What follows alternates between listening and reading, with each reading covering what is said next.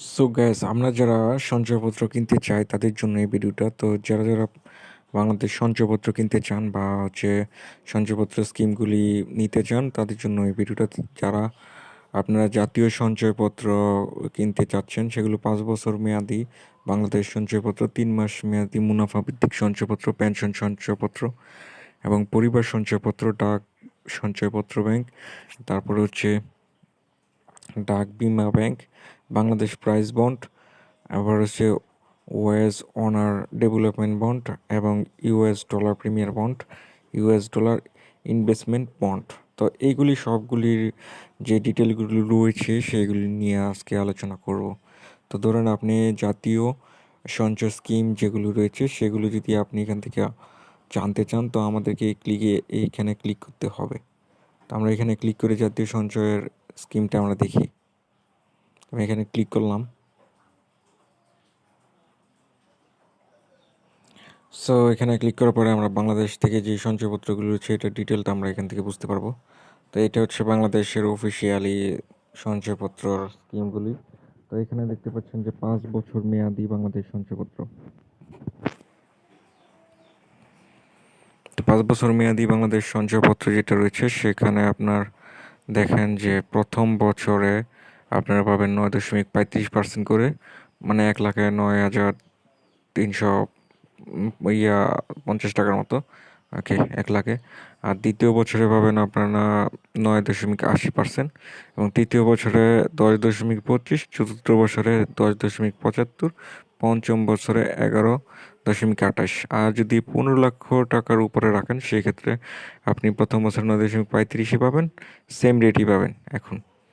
ঠিক আছে। আর যদি 15 লক্ষের উপর থেকে 30 লক্ষ পর্যন্ত রাখেন তবে একটু রেটটা হয়তো একটু ওঠানামা করে, সেক্ষেত্রে একটু কম রেট পাবেন প্রথম বছর, দ্বিতীয় বছর, তৃতীয় বছরে। ওকে। তো আর যদি আপনি 30 লাখের উপরে রাখান তাহলে আর একটু কম রেট পাবেন। তো ওকে, তো এটা তো বুঝতেই পারলেন। এখন 3 মাস অন্তর ভিত্তিক যেটা পাবেন আর কি, এই 3 মাস পরে পরে যেটা আপনার টাকা দিবে আর কি, সেইটা সঞ্চয়পত্র। তো এখানে দেখতে পাচ্ছেন প্রথম বছরে আপনাকে দিবে 10% করে, তৃতীয় বছরে আপনাদেরকে দিবে 10.50%, তৃতীয় বছরে দিবে 11.4% করে।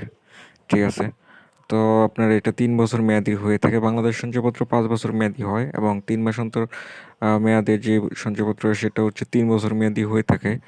এবং আপনি এখানে দেখতে পাচ্ছেন যে আপনার যদি আপনি 15 লাখের উপরে টাকা রাখেন সেক্ষেত্রে আপনার সেম রেটে দিবে, কিন্তু 15 লাখের থেকে 30 লাখ যদি রাখেন সেক্ষেত্রে রেট কমবে, এবং 30 লাখের অধিক পরিমাণ টাকা রাখলে একটু রেট কমে যাবে। ওকে। এবং পেনশন সঞ্চয়পত্র আপনাদেরকে দিবে 9.70%, মানে হচ্ছে আপনার রেটটা মোটামুটি ভালো রেটে দিবে। তারপরে দ্বিতীয় বছরে দিবে আপনার 10.15, তৃতীয় বছর 10.65, চতুর্থ বছর 11.20, পঞ্চম বছর 11.76। 5 বছরের জন্য পেনশন সঞ্চয়পত্র করা যায়, এটাও সেম এখানে দেওয়া আছে। আপনি 15 লাখের উপরে টাকা রাখলে টাকাগুলো একটু কম মুনাফা দিবে, এবং 30 লাখের উপরে রাখলে একটু কম মুনাফা পাবেন। ওকে, সেম। তারপরে হচ্ছে পরিবার ভিত্তিক সঞ্চয়পত্র। এটা হচ্ছে আপনার প্রথম বছর আপনার দিবে হচ্ছে 9.50, এবং দ্বিতীয় বছরে 10% করে দিবে, তৃতীয় বছর 10.50, চতুর্থ বছর 11, পঞ্চম বছর 11.52 করে দিবে। ওকে। এইটাও সেম, 15 লাখের উপরে রাখলে টাকা কম পাবেন, রেট কম দিবে। 30 লাখের উপরে দিলে আর কিছু কম পাবেন। ওকে। তারপরে হচ্ছে ডাক সঞ্চয়পত্র সাধারণ হিসাব, যেটা এইটা হচ্ছে আপনার 7.50 করে দিবে, এটার রেটটা খুবই কম। ওকে। তারপর হচ্ছে ডাক সঞ্চয় ব্যাংক মেয়াদি হিসাব। এটা হচ্ছে প্রথম বছর আপনাদেরকে দিবে 10.20% করে, এবং দ্বিতীয় বছর দিবে 10.70, তৃতীয় বছর দিবে 11.28, মানে এটার রেটটা খুবই ভালো রেটে আপনাদেরকে দিবে। এটাও সেম হিসাব, 15-র উপরে টাকা রাখলে একটু টাকা কম পাবেন, 30-এর উপরে টাকা রাখলে একটু কম পাবেন। ওকে।